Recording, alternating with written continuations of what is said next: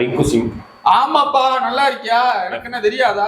Left ஹேண்டர்ல நல்லா டீமுக்கு finish பண்ணி கொடுப்பேன். அப்படியா? சூப்பர், வாழ்த்துக்கள் வாழ்த்துக்கள். என்னப்பா எனக்கு எந்த பொசிஷன் எந்த ஸ்லாட்லனா உனக்கு தரல, எனக்கே தரலப்பா. இல்ல டீம்ல எல்லாம் எடுக்கிறீங்க, ஸ்குவாட்ல இருக்கேன் தம்பி. உனக்கு நான் ஓப்பனா சொல்லிடுறேன், நீ யாருன்ட்டு. கனா படமா தெரியா? கனா படம். அதுல ஐஸ்வர்யா ராஜேஷ் கேரக்டர் ஒண்ணு இருக்கு தெரியுமா இந்தியன் டீம்ல? என்ன கேரக்டர் அது? அவங்க எந்த மேட்ச்லயும் விளையாட மாட்டாங்க. கரெக்டா குரூசியலான மேட்ச்ல இறங்கி அவங்க தான் man of the tour match எல்லாமே பண்ணிடுவாங்க. அந்த மாதிரிதான் நீயும் இந்திய டீமுக்கு.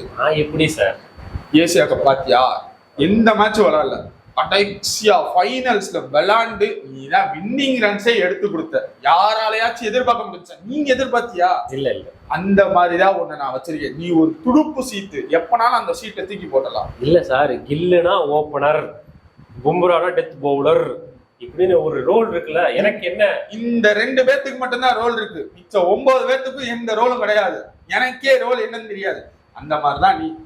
போய் உட்காரு, ஃபைனல்ஸ்னா பெர்ஃபார்ம் பண்ணு, சம்பளத்தை வாங்கிட்டு வீட்டுக்கு போயிரு. சரி, பேட்டிங்ல தான் வரல, நான் பவுலிங்னா கத்துட்டேன். கத்துக்க, நீ என்னன்னாலும் கத்துக்க. ஆனா நான் சொல்லல இந்த வேலையை பார்த்துடணும், அவ்வளவுதான் ஓ வேலை.